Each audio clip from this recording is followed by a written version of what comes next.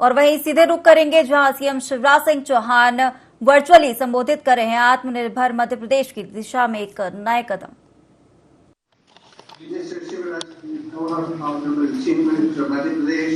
Mr. Sanjay K. Shukla, Principal Secretary, Department of Indian Policy and Investment Promotion, Government of Madhya Pradesh, Mr. Vineet Mittal, Chairman, Avador Group. Ladies and gentlemen, good evening. I welcome the eminent panelists, fellow colleagues from industry, government officials and delegates who have joined this session.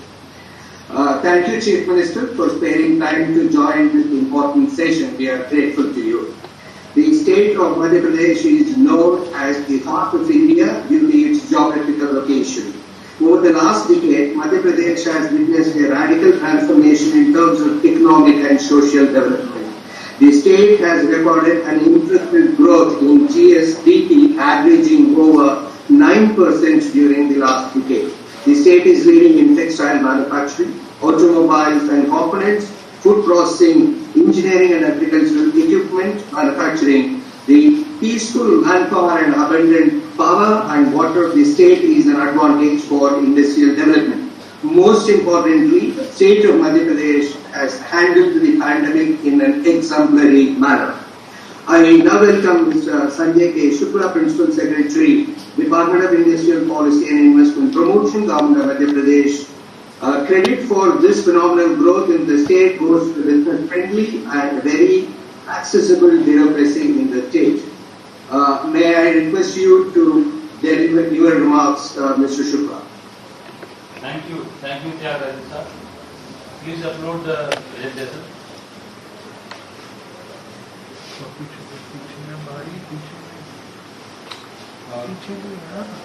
Honorable CM, Mr. Tyagarajan, Mr. Mittal, dear colleagues, friends. Madhya Pradesh is located in the center of the country, and these are some of the numbers I would like to highlight. We are a large state with lot of land and natural resources. We are blessed with resources, whether it's water, land, forest, minerals, and so on. We have abundant manpower. We are ranked 4th in ease of doing business and 1st in the western region, ahead of states like Maharashtra and Gujarat. We also have some of the cleanest cities in the India, led by Indore, which is the cleanest one. So it is blessed with people, blessed with resources. Next.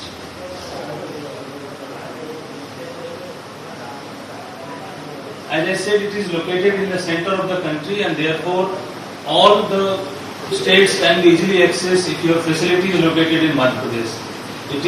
I have drawn circles in 6 hours of road drive and 9 and 12 hours of road drive. You can reach most of the population, which means a large market of almost 1 billion people is reachable from Madhya Pradesh sites and warehouses. We have 6 ICDs and there are air cargo facility located in the Madhya Pradesh, in addition to a large number of railway junctions, railway stations and major highways crossing through the state. Next. Some of the major corridors that we have passing through the state is the North-South corridor, East-West corridor, the old Agra-Mumbai road and the new Mumbai-Delhi expressway, which has reduced the distance between Bombay to Delhi in less than 12 hours. It passes through the state. Next.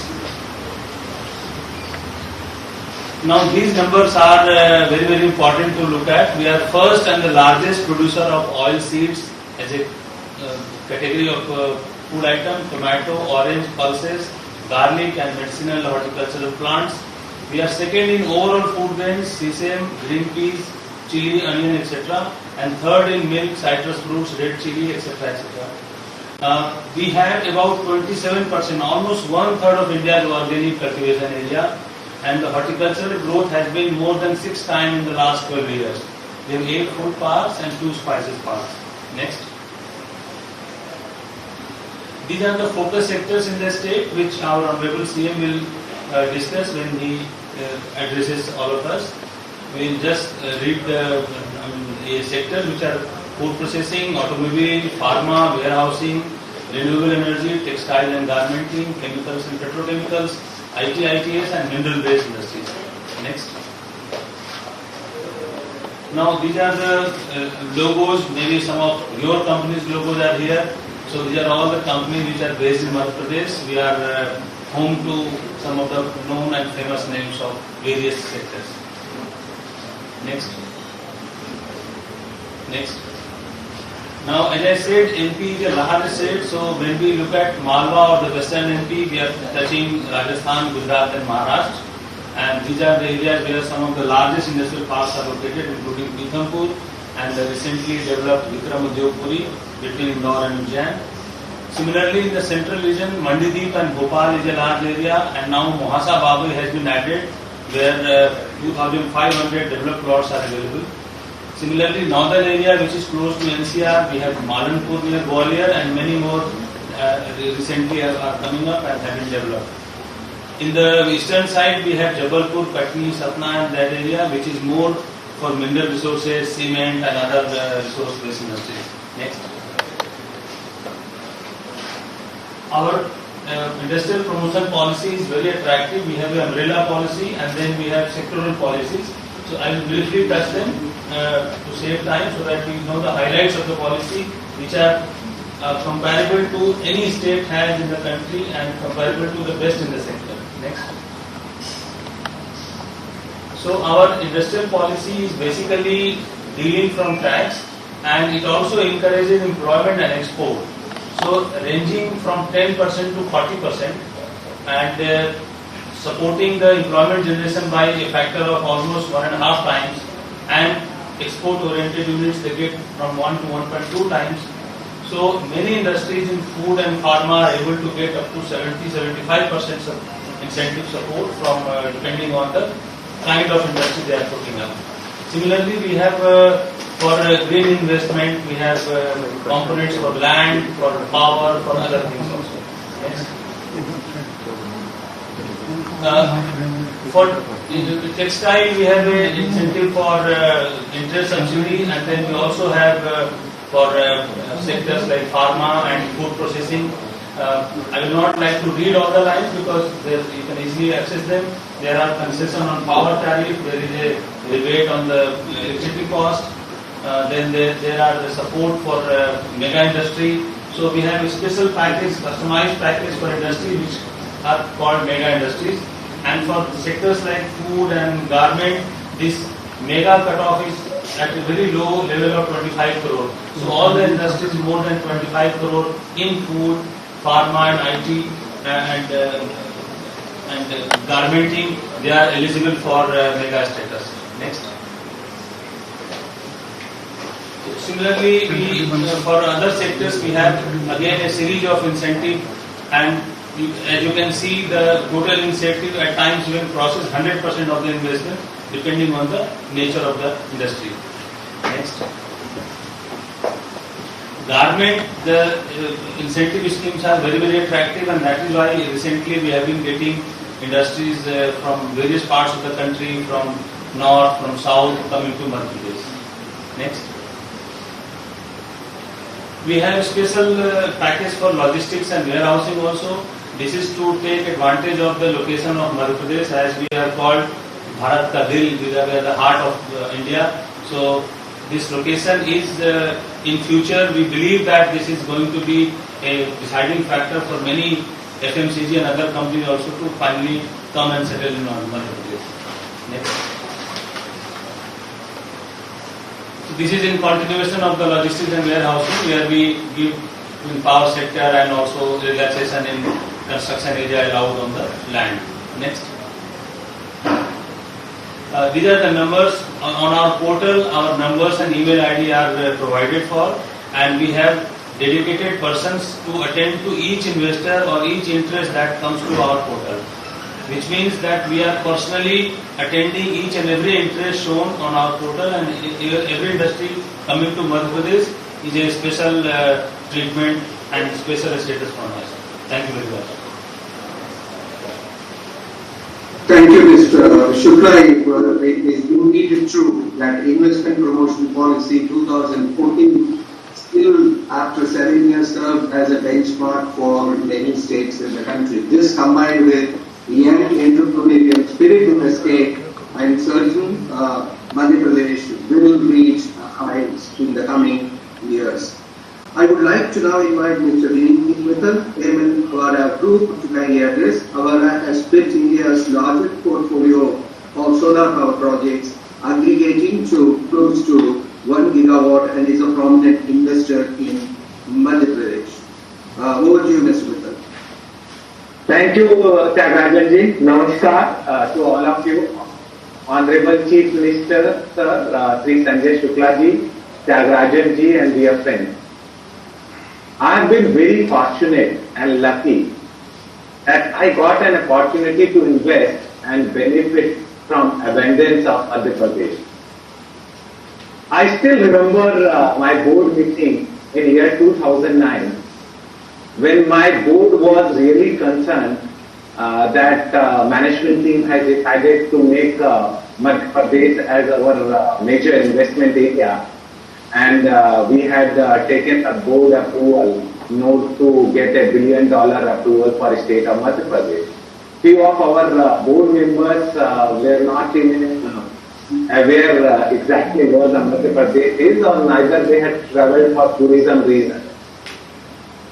And come forward, their major concern was that they had no confidence that in Madhya Pradesh they will be able to get land, permits, or financial closure for large projects. And I want to share and update you guys that we proved all our skeptics and board members wrong. Avada as well as Spun Energy went to build the world's second largest solar power plant in Madhya Pradesh in 2013. It was the largest in the Asia, and it was done in less than 12 months. So, friends, the concern around land, concern around ease of doing business, concern around talent, and the fear which our board had, all got addressed. Dear friends, MP has become one of the most sought after and lucky location in our journey, and I would say that probably it has become the lucky mascot for India as well in the area of sustainable investment. If you look at the thought about doing big and implementing big ahead of time came in Madhya Pradesh, and Honorable CM Saab, who is the 4th time CM now, was the Chief Minister that time also, and he encouraged us to think big, and he used to say that I am your single window clearance. And if you reach out to his office, there would not be a single day where your problem would not be solved on the same day. So I think with that kind of passion and commitment from the head of state is not seen in any other part of the country, and due to which actually our Honorable PM Sri Narendra Modi ji and Shivraj ji dedicated our largest plant in Asia in 2013 to the nation, and that time he was the Chief Minister of Gujarat, and even though he got very excited when he learned about that his good friend Shivraj ji was doing such a large project in such a record time, he could not control himself and decided to come and inaugurate that particular project. And my experience about Madhya Pradesh is not just about project speed and execution, but it is about IT. And when I say IT, it's not just about information technology. I talk about IT as an Indian talent. Madhya Pradesh is fortunate that it is a state for largest number of young IT people, and if you have to make any organization successful, what do we need more? We say people are the heart of organization.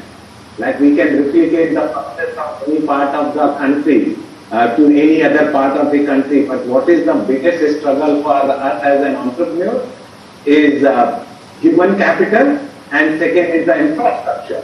So if you look at from the human capital angle, Madhya Pradesh is not only blessed with its own local talent, but due to concern of pollution in big cities like Bombay, Delhi, now it's becoming relatively easier to attract the talent to Indore and Bhopal. They are the most cleanest city of the country. And most of the people want to bring their next generation not in city like Mumbai, which is getting overcrowded, but they want to move to the tier 2 cities which are more livable and environmentally more friendly. And so the advantage Madhya Pradesh offers us or all of you is in that terms of living sustainably, bringing your kids in a better part of India which is greener and sustainable. When you land in Bhopal airport, you don't feel like you are coming to a part of India. Either you will feel you are coming to a Kerala or a European city. It's so scenic and the lakes are so well maintained. So I think what MP has done extremely well is to respect its natural resources and harness its manpower and talent, and that is what is making it attractive for investors like us. I would request Honorable CM Saab and Secretary Sir to make MP also as a hub for cyber security, information technology, electronics and semiconductor.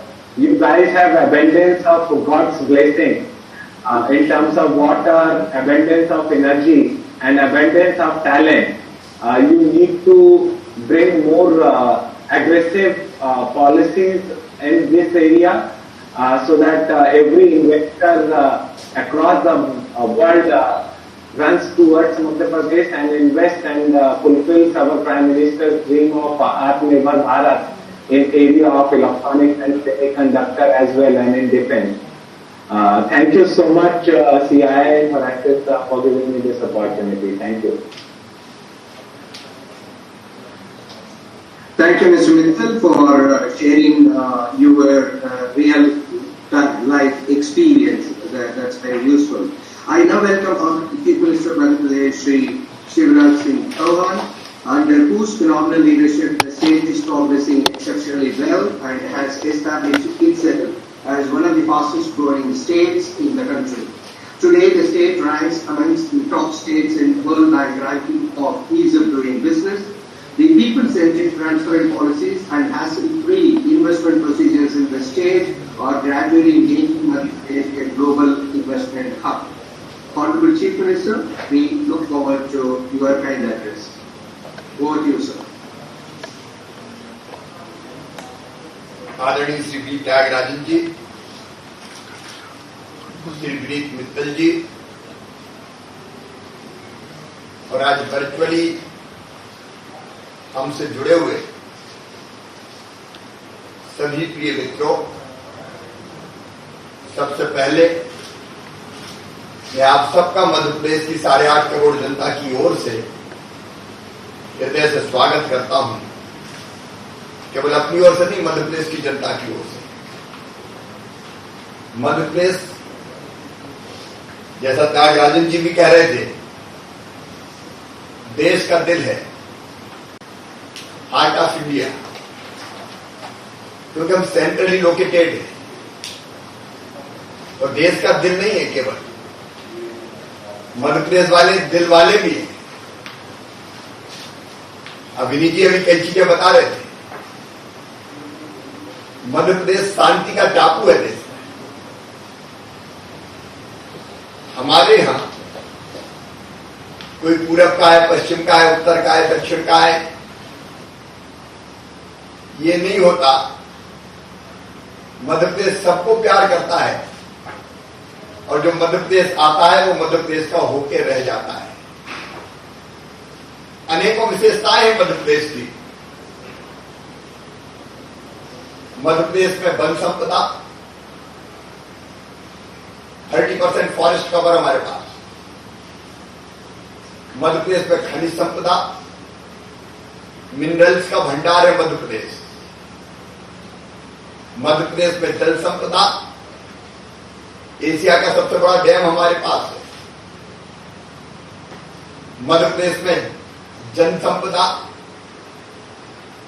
8.5 crore population है, लेकिन हम skilled man power तैयार करने पर विशेष तौर पर ध्यान दे रहे हैं। और स्नेह और प्रेम से भरा हुआ मध्य प्रदेश का दिन, एक ने अनेकों विशेषताएं मध्य प्रदेश की।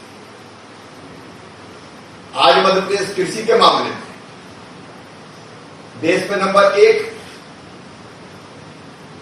जहां तक एग्रीकल्चर प्रोडक्शन का सवाल है। वीट प्रोडक्शन में मध्य प्रदेश ने पंजाब को पीछे छोड़ दिया। मध्य प्रदेश आज नंबर 1 है। हमारे सरबती गेहूं मध्य प्रदेश की पहचान है।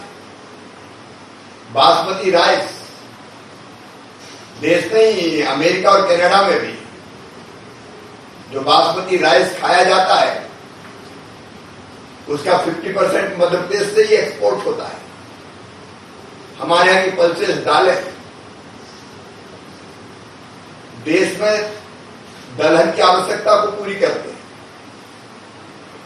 मध्य प्रदेश में हॉर्टिकल्चर को बहुत तेजी से हमने बढ़ावा दिया है। मध्य प्रदेश के फल, मध्य प्रदेश की सब्जियां, फूलों का उत्पादन भी हमारे यहां होता है। औषधि खेती मध्य प्रदेश में हो रही है और हमारे वन भी औषधियों के भंडार हैं। और सचमुच में औषधियों की complete supply chain Madhya Pradesh में है। एक नहीं, अनेकों विशेषताएं मध्य प्रदेश की। हमारा ज्यादा ध्यान था पहले खेती पर और वो जरूरी भी था, लेकिन आज कृषि में नंबर 1 बनने के बाद, क्योंकि मध्य प्रदेश ने एक बार नहीं लगातार 5-5 बार भारत सरकार द्वारा प्रदत्त कृषि कर्मण अवार्ड जीता है और मध्य प्रदेश की एग्रीकल्चर ग्रोथ कई वर्षों में आश्चर्यजनक रूप से एवरेज 20% के आसपास रही है। ओवरऑल ग्रोथ हमारी, जैसा आप बता रहे थे, पिछले दशक में 9% के आसपास है, लेकिन एग्रीकल्चर के मामले में तो कोई मुकाबले नहीं मध्य प्रदेश। लेकिन अब केवल खेती से काम नहीं चलेगा। हम लोगों ने फैसला किया पिछले वर्षों में लगातार कोशिश की कि खेती में तो हमको जो विविधीकरण करना है वो प्रयास हम लगातार जारी रखेंगे, लेकिन हम तेजी से मध्य प्रदेश का औद्योगिक विकास करने का प्रयास करेंगे। तो पिछले वर्षों में हमें सफलता भी मिली है। अब यहां तक कृषि का क्षेत्र है, फूड प्रोसेसिंग पर हमारा फोकस है। हमारे प्रिय प्रधानमंत्री नरेंद्र मोदी जी का सपना और संकल्प है किसानों की आय दुगनी करना, डबल इनकम के इस सपने को मध्य प्रदेश साकार करने में जुटा हुआ है और वो होगा वैल्यू एडिशन के माध्यम से। इसलिए कृषि उत्पादों की वैल्यू एडिशन पर हमारा विशेष फोकस है और जैसा संजय आपको बता रहे थे, फूड प्रोसेसिंग पर हम विशेष रूप से ध्यान दे रहे हैं। लगातार फूड प्रोसेसिंग के क्षेत्र में अब इन्वेस्टर मध्य प्रदेश का रुख कर रहे हैं। हमारे यहां ऑर्गेनिक खेती देश की 27% मध्य प्रदेश में, ऑर्गेनिक फार्मिंग, उसका लाभ उठाया जा सकता है। जैविक उत्पादों की महत्ता से पूरी दुनिया परिचित है। हम इसको और बढ़ावा देने की कोशिश कर रहे हैं। एफपीओज बना के हम फार्मर्स प्रोड्यूसर ऑर्गेनाइजेशन बना के हम किसानों को संगठित करके कैसे वो ऑर्गेनिक फार्मिंग करें और उनके उत्पाद की मार्केटिंग भी हो जाए, सर्टिफिकेशन भी हो जाए और दुनिया को ऑर्गेनिक फूड मिल जाए, इसकी हम कोशिश कर रहे हैं। टेक्सटाइल इंडस्ट्री मध्य प्रदेश में तेजी से, टेक्सटाइल और गारमेंट्स, देश की कई बड़ी औद्योगिक इकाइयां मध्य प्रदेश में आई है। पिछले दिनों तिरुपुर तमिलनाडु से गारमेंट्स के सेक्टर की इकाइयां मध्य प्रदेश में आई है और लगातार उनके प्रपोजल्स आ रहे हैं। टेक्सटाइल को हम इसलिए भी बढ़ावा दे रहे हैं, एक एक्सपोर्ट हमारे यहां से काफी हो रहा है, दूसरे रोजगार के बड़ी संख्या में अवसर सृजित किए होते हैं। और विशेषकर महिला सशक्तिकरण के लिए, वुमेन एम्पावरमेंट के लिए बहुत उपयोगी है। और हमारी टेक्सटाइल पॉलिसी देश के किसी भी राज्य से ज्यादा एग्रेसिव है, प्रोग्रेसिव है, और इसलिए हम उस पर फोकस कर रहे हैं। एक और सेक्टर है जिसके बारे में विनीत जी अभी बात करते हैं, रिन्यूएबल एनर्जी।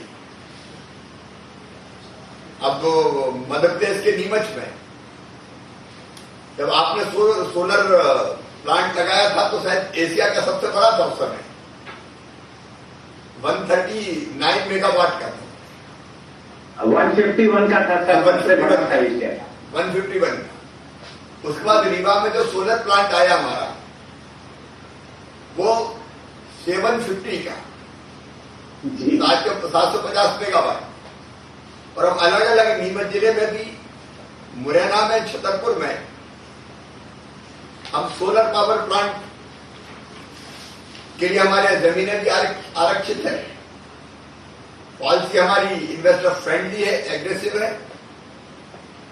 और पहला शायद फ्लोटिंग सोलर पावर प्लांट लगाने का हम प्रयास कर रहे हैं ओंकारेश्वर, जो हमारा डैम है, क्योंकि वहां बांध में जो जल का स्तर है ज्यादा ऊपर नीचे नहीं होता, उसलिए फ्लोटिंग सोलर पावर प्लांट के लिए वो बहुत उपयुक्त है। मध्य प्रदेश में सूरज लगभग 200 दिन चमकता है 365 में से, और इसलिए सोलर के क्षेत्र में, रिन्यूएबल एनर्जी के क्षेत्र में मध्य प्रदेश में अपार संभावनाएं हैं। एनर्जी के सेक्टर के अलावा मिनरल्स की बात अभी संजय कर रहे थे। मध्य प्रदेश हीरा उत्पादक राज्य, मध्य प्रदेश का लाइमस्टोन सीमेंट इंडस्ट्री को सदैव से आकर्षित करता रहा है। अभी भी सीमेंट फैक्ट्री, सीमेंट के जो प्लांट्स हैं वो मध्य प्रदेश में लगातार लग रहे हैं। हमारे पास कोयला है, हमारे पास मैग्नीज है, हमारे पास आयरन ओर है। लो ग्रेड की है, लेकिन आजकल टेक्नोलॉजी ऐसी आ गई है कि टेक्नोलॉजी के माध्यम से उससे भी बेहतर स्टील बनाई जा सकती है। और उसके मिनरल बेस्ड इंडस्ट्रीज के लिए मध्य प्रदेश में अपार संभावनाएं हैं और हम उसको लगातार प्रोत्साहित करने का काम कर रहे हैं।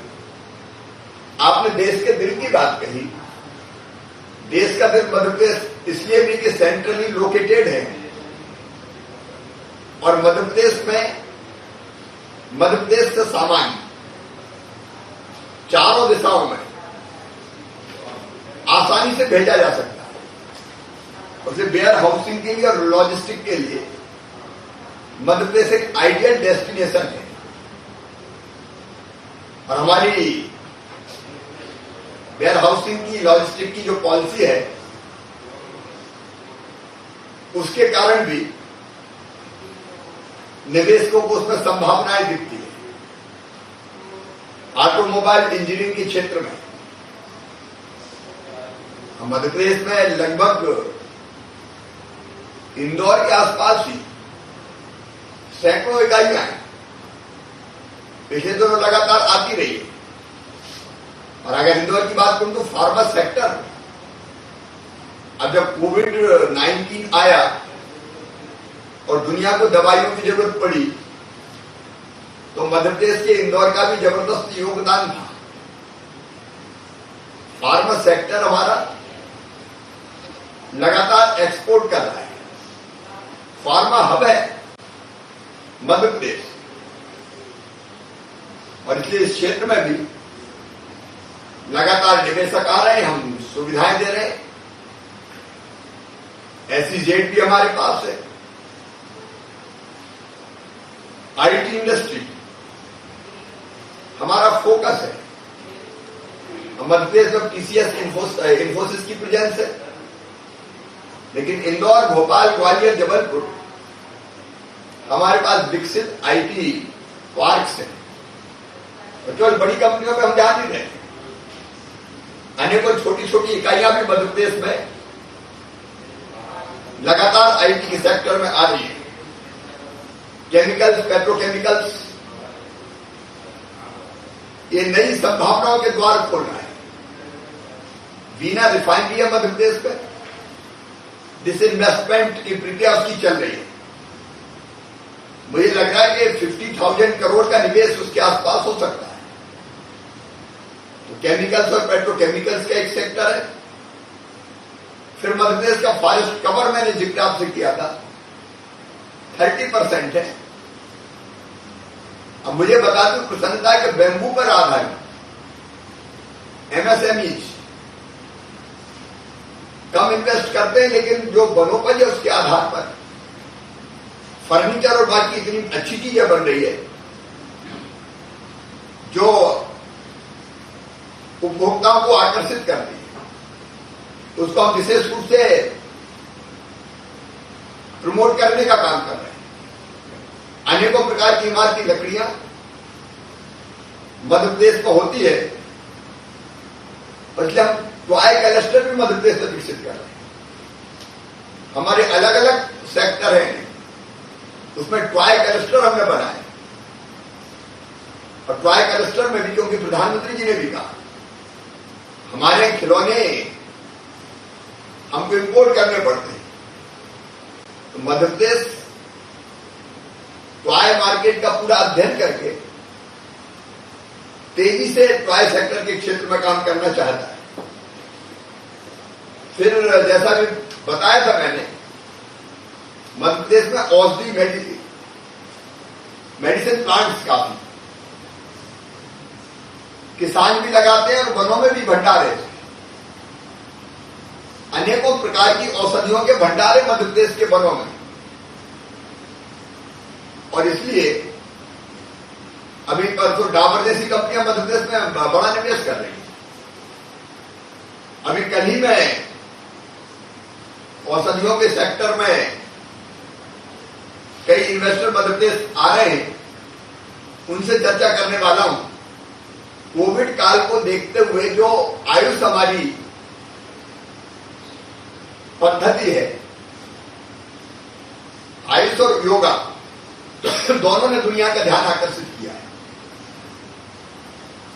और मैंने तो जब अभी कोविड काल में जब सेकंड वेव आई थी, तो हमारे 3000 ट्रेनर थे जिनने लगातार जो पॉजिटिव थे पेशेंट्स होम आइसोलेशन में, उनको योगाभ्यास कराया।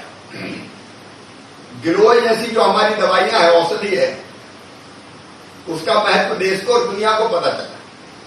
इसलिए मुझे लगा कि इन संभावनाओं का भी हमको दोहन करना चाहिए, तो उस दिशा में हम काम कर रहे हैं। टूरिज्म के सेक्टर में भी मध्य प्रदेश में बहुत संभावना है।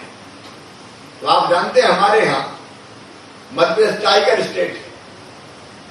हमारे 11 नेशनल पार्क हैं, कान्हा, बांधवगढ़, सतपुड़ा नेशनल पार्क, पेंच, पन्ना। यहां टाइगर को ढूंढना नहीं पड़ता। कई बार ऐसी नौबत आ जाती कि टाइगर से हैंडशेक करने। कई बड़े ग्रुप्स यहां टूरिज्म के सेक्टर में, टूरिज्म के क्षेत्र में 3 वर्ल्ड हेरिटेज है हमारे। सांची, भीमबेटका, खजुराहो, जैसा काशी में बाबा विश्वनाथ के मंदिर का जीर्णोद्धार होकर विकास हुआ, वैसे हम महाकाल महाराज के मंदिर में भी उज्जैन में कर रहे हैं। महाकाल महाराज है, ओंकारेश्वर है, ओरछा है, मैया है, सलकनपुर है। हेरिटेज टूरिज्म की अपार संभावना है।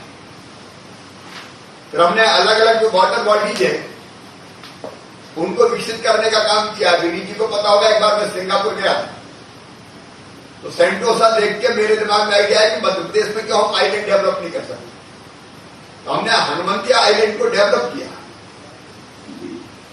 अब वहां होटल्स के लिए महिंद्रा जैसी कंपनियां आ गई, जमीन भी ली है हमने। एक सैलानी करके टापू हमने डेवलप किया। और इसलिए एक नहीं, ऐसे अनेकों, जो इंदिरा सागर हमारा डैम है 980 स्क्वायर किलोमीटर का, समुद्र जैसा पूरा लगता है, बीच में आइलैंड है, तो अपने आप को टूरिस्ट को आकर्षित करता है। और हमारी कोशिश है कि हम सस्ती जमीनें देके होटल मोटल मिडिल क्लास के लिए भी एक चैन बन जाए, जो टूरिस्ट को सुविधाएं दे पाए, केवल 5 स्टार ना हो, मिडिल क्लास और लोअर मिडिल क्लास के लिए भी हो। तो एक नहीं ऐसी अपार संभावना है मध्य प्रदेश में। संजय ने आपको बताया कि पूरी जानकारी के लिए हमारा पोर्टल तैयार है, लेकिन मैं केवल कहने के लिए नहीं कह रहा हूं। मुझे लगता है कि प्रधानमंत्री जी का जो सपना है आत्मनिर्भर भारत के निर्माण का,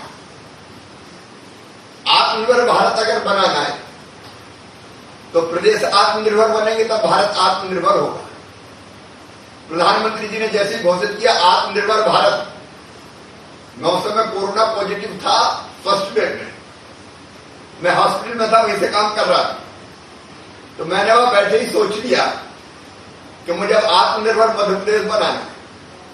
और केवल सोचा नहीं, वर्चुअली देश और दुनिया की कई हस्तियों को जोड़ के उसका रोड मैप भी हमने तैयार कर दिया। और रोड मैप में कौन सा काम कितने दिन में करेंगे वो भी मैंने निश्चित कर दिया। सेकेंड वेव ने उसको व्यवधान डाला थोड़ा, मेरे 3-4 महीने फिर खराब हो गए, लेकिन उसके 4 प्रमुख स्तंभ है, 4 पिलर्स हैं उसके। नंबर 1 इंफ्रास्ट्रक्चर, अधोसंरचना। अब उसके और विकास के लिए हम 2 एक्सप्रेस वे बना रहे हैं मध्य प्रदेश में। एक चंबल एक्सप्रेस वे, दिल्ली से केवल 3-3.5 घंटा आपको लगेगा पहुंचने में, मुरैना। उसके आसपास हमारे चंबल के जो बीहड़ है वहां हमारे पास हजारों हेक्टेयर जमीन है। हमने वहां एक्सप्रेस वे बनाने का फैसला किया और वहां इंडस्ट्रियल क्लस्टर हम डेवलप करेंगे, टाउनशिप डेवलप करने का काम करेंगे। और वैसे ही एक नर्मदा एक्सप्रेस वे, नर्मदा मध्य प्रदेश की जीवन रेखा है। नर्मदा जी को हम मां मानते हैं, मध्य प्रदेश वासी देश में भी पवित्र नदी मानते हैं, पूजा करते हैं। वो हमें पानी देती है, वो हमें बिजली देती है, असीम कृपा है नर्मदा की। अब वो पूरब से पश्चिम बहती। हमने फैसला किया नर्मदा एक्सप्रेस पे, उसमें इंदौर, भोपाल, जबलपुर सब जुड़ेंगे और उसके दोनों तरफ भी हम इंडस्ट्रियल क्लस्टर डेवलप करने का काम करेंगे। तो हम एक तो इंफ्रास्ट्रक्चर को डेवलप करने का काम कर रहे हैं, दूसरा प्लान है हमारा हेल्थ एंड एजुकेशन। हेल्थ के सेक्टर में आप जानते हैं हम छोटे जो टाउन है मध्य प्रदेश में, उनमें भी क्वालिटी हॉस्पिटल्स कैसे आए प्राइवेट सेक्टर के, उसके लिए भी हमने नीति बनाई। सरकार अपने सामर्थ्य से काम कर रही है, लेकिन हम प्राइवेट सेक्टर को भी इसमें लाना चाहते हैं। हेल्थ के सेक्टर्स में भी कई बड़े ग्रुप मध्य प्रदेश में आए, अपोलो हो, बॉम्बे हॉस्पिटल हो, मेदांता हो, कई की उपस्थिति मध्य प्रदेश में। हम और तेजी से इनको न केवल महानगरों में बल्कि छोटे टाउन्स तक हम ले जाना चाहते हैं। क्यों लोग इंदौर, भोपाल आए, उनके पास ही क्यों न चिकित्सा की सुविधाओं को उपलब्ध करवाई जाए और आयुष्मान भारत जैसी योजनाओं से भी उनको मदद की जाए। तो हेल्थ एक हमारा सेक्टर है। एजुकेशन के सेक्टर में प्राइवेट यूनिवर्सिटी बड़ी संख्या में मध्य प्रदेश में आई। क्वालिटी एजुकेशन हमारी प्रायोरिटी है। मध्य प्रदेश में हम सीएम राइज स्कूल के नाम पे पब्लिक स्कूलों की तरह सरकारी स्कूल्स को भी डेवलप करने का काम कर रहे हैं। लेकिन इसके साथ साथ हम स्किल्ड मैन पावर तैयार कर रहे हैं। मैं सिंगापुर की बात कर रहा था, मैंने सिंगापुर में वहां का स्किल पार्क देखा, मुझे नाम अभी ध्यान नहीं आ रहा, लेकिन उसको देख के मेरे दिमाग में आया कि हमारी आईटीआई को काफी सुधारने की जरूरत है। और ये सिंगापुर के सहयोग से मध्य प्रदेश में ग्लोबल स्किल पार्क बनाया सिंगापुर के साथ ही मिलकर, जिसमें 6000 बच्चों को हम हर साल ट्रेन करेंगे और आईटीआई को भी विकसित करने का काम करेंगे।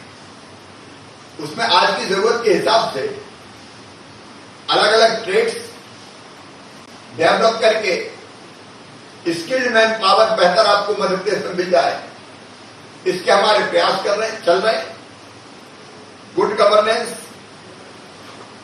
हमारी प्रायोरिटी है, जो एक महत्वपूर्ण जो पिलर है मध्य प्रदेश में, उस क्षेत्र में भी हम काम कर रहे हैं। और उसके साथ साथ जो चौथा पिलर है हमारा, अर्थव्यवस्था और रोजगार, उसके लिए जरूरी है इंडस्ट्री, इन्वेस्टमेंट, निवेश। और वो सबसे महत्वपूर्ण है जिसपे मैं सबसे ज्यादा फोकस कर रहा हूं। और इसलिए आज मैं आपसे आग्रह कर रहा हूं कि आप मध्य प्रदेश जरूर आइए। मध्य प्रदेश में जैसे संजय आपको बता रहे, हमारे पास जमीन की कोई कमी नहीं है। अलग अलग इंडस्ट्रियल क्लस्टर, इंडस्ट्रियल स्टेट हमने विकसित करके रखे हैं। हमारे पोर्टल पर कहां कहां जमीन उपलब्ध है उसकी जानकारी है। और अगर आप चाहें तो वर्चुअली भी उसका अलॉटमेंट हो सकता है। आप तय कर लीजिए, पसंद कर लीजिए, हम आवंटित कर देंगे। तो एक जमीन की भरपूर उपलब्धता है, विकसित इंडस्ट्रियल प्लॉट्स हमारे पास है। दूसरे 24/7 क्वालिटी पावर मध्य प्रदेश में है, उसकी कोई कमी नहीं है। पानी है मध्य प्रदेश में, जल की कोई कमी नहीं है। फिर चौथी सबसे बड़ी चीज होती है इंडस्ट्री के लिए, औद्योगिक शांति है। चाहे जो मजबूरी हो, मांग हमारी पूरी हो, ऐसे नारे नहीं लगते। मैंडेज लॉस नहीं है। अभी कोरोना काल में भी मैं बताना चाहता हूं, सेकंड वेव के दौरान एक दिन मेरी इंडस्ट्री कोई बंद नहीं है। लगातार इंडस्ट्रीज काम करती रही, हमने वो व्यवस्था बनाई और इंडस्ट्री चलाते हुए हमने कोरोना को कंट्रोल किया। आज मध्य प्रदेश में केवल 6 पॉजिटिव केस आए हैं कोरोना में रोज, और टेस्ट हमारे हो रहे हैं 78,000 पर डे। वो मैं कम नहीं होने दे रहा इसी बिहार में। तो कुल मिला के हमारी कार्य प्रणाली ऐसी रहे कि उस समय पे मैं जानता हूं कि अगर इंडस्ट्री बंद हो जाए तो नुकसान कितना होता है, हमने उनको चालू रखा। फिर हमारी इन्वेस्टर पॉलिसी, जिसके बारे में संजय ने ब्रीफली आपको बताया, आपको डिटेल जानकारी चाहिए हम आपको भेजेंगे। हम लगातार आपके संपर्क में हैं। संजय शुक्ला और उनकी टीम भी लगातार तैयार है। और मैं स्वयं हर मंडे को इन्वेस्टर से मिलता ही हूं। मेरे शेड्यूल में एवरी मंडे मेरा टाइम फिक्स है। मैं हमारे निवेशक को, इन्वेस्टर को देता हूं। और टाइम देने का मतलब यह होता है कि टेबल पे मैं बैठता हूं, मेरे अफसर बैठते हैं और जो इश्यूज होते हैं उनको सॉर्ट आउट करते हैं। इंडस्ट्रियल पॉलिसीज के अंतर्गत तो जो चीज देना है वो हम देते हैं, लेकिन कस्टमाइज्ड जो पैकेज है वो भी हम अलग अलग इंडस्ट्री को देते हैं। रोजगार वो कितने देगी, बाकी विशेषताएं क्या है, इसको ध्यान में रखते हुए निवेशक की आवश्यकताओं को पहचानते हुए हम उदारता पूर्वक ये पैकेज देने का काम करते हैं। हमारी ब्यूरोक्रेसी भी इन्वेस्टर फ्रेंडली है और मैं व्यक्तिगत रूप से ध्यान देता हूं। और इसलिए मुझे लगता है कि एक निवेशक को जो सुविधाएं चाहिए, अच्छा वातावरण हो, इन्वेस्टर फ्रेंडली हो,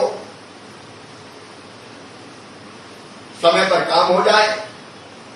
अभी जब बिजनेस में फोर्स जरूर है, लेकिन मैंने कहा भाई ये फोर्स पे काम नहीं चलेगा। हमको कोशिश करनी चाहिए कि फोर्स से इस बार हम टॉप 3 में आ जाए, उसके बाद और ऊपर जाए। क्योंकि मैं जानता हूं कि मध्य प्रदेश के विकास की कुंजी और लोगों को हमें रोजगार भी देना है, वो कुंजी अगर कहीं है तो वो इन्वेस्टमेंट में, और इसलिए विशेष रूप से हम फोकस कर रहे हैं। मैं आज आपको अपील और आह्वान करना चाहूंगा कि आप मध्य प्रदेश आइए। आज जिस चीज की और चर्चा होगी, ESG। अब जहां तक इन्वायरमेंट का सवाल है, मैं रोज खुद भी एक पेड़ लगाता हूं। पेड़ रोज लगा के ही मैं अपना काम प्रारंभ करता हूं। पर्यावरण के मामले में मध्य प्रदेश में एक अलग तरह का एक वातावरण बना हुआ है, और जहां तक सोशल रिस्पॉन्सिबिलिटी का सवाल है, वो भी हमारे उद्योग पूरा करते हैं। मध्य प्रदेश सरकार की भी वो कोशिश रहती है। और दायित्वों के निर्वाह का सवाल है गवर्नेंस का, तो वो वातावरण भी मध्य प्रदेश में है, और हमारे इन्वेस्टर जो यहां आते हैं स्वतः ही उसका पालन करते हैं। तो ईएसजी पैमाने पर भी मध्य प्रदेश खरा उतरता है।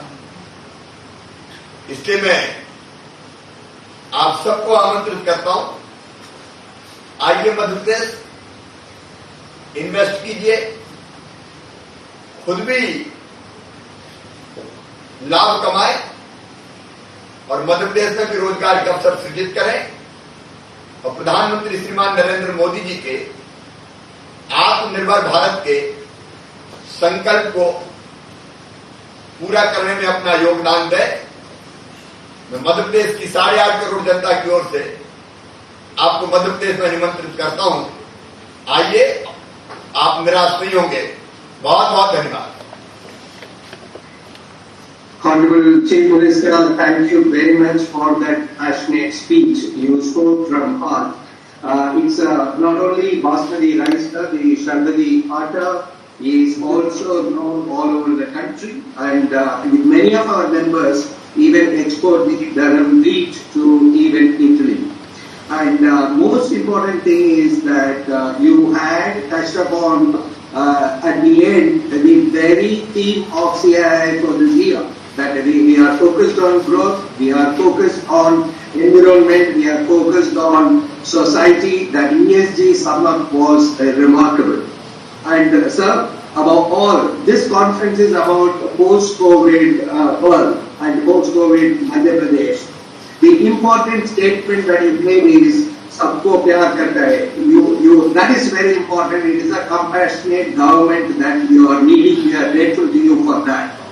And you have in the chat box already an expression of interest. Mr. Sanjeev Kumar, Global CEO of D+C Group, that is the DGM Global, offering to explore investing in Harley Street clinics in Madhya Pradesh.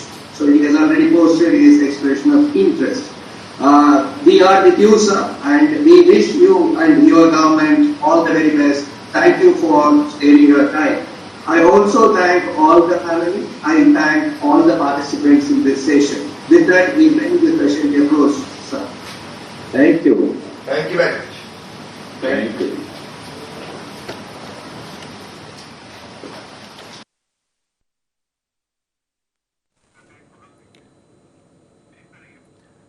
तो अभी CM Shivraj अपना संबोधन दे रहे थे हॉरिसेस India meeting 2021 में, वो अपना संबोधन दे रहे थे। आपको बता दें कि यहाँ पर सीएम ने उद्योगपतियों से चर्चा की और मध्य प्रदेश में निवेश लाने पर जोर दिया। साथ ही उन्होंने इस दौरान मध्य प्रदेश की विशेषताएं गिनाई, उनकी उपलब्धियां गिनाई, ताकि ज़्यादा से ज़्यादा उद्योगपति मध्य प्रदेश में निवेश करें और मध्य प्रदेश में रोजगार की संभावनाएं भी बढ़ें। तो उसको लेकर सीएम लगातार निवेश पर जोर दे रहे हैं और लगातार उद्योगपतियों से चर्चा वो कर रहे हैं।